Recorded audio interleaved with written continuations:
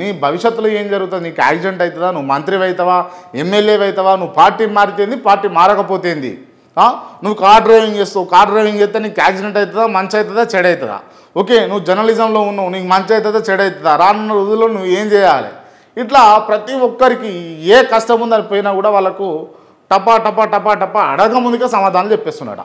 నీ మనసులో నువ్వు ఏమనుకుంటున్నావో కూడా ఆయననే, ఆ ప్రశ్న కూడా ఆయనే చెప్పి ఆ ప్రశ్నకు ఆన్సర్ చెప్తున్నట. ఇది ఆయన స్పెషల్ టాలెంట్. సో జనరల్గా ఏం జరుగుతుంది అని అన్నది మనం ఇప్పుడు మాట్లాడుకుందాం. ఇప్పుడు వాడికి దాదాపు పడిగాపులు కాస్తూ ఒక 20 రోజుల దాకా, దాదాపు లేదన్నా 20 రోజుల దాకా, 5 నుంచి 20 రోజులు, 10 రోజులు ఇట్లా వెయిట్ చేస్తూ ఉన్నారట.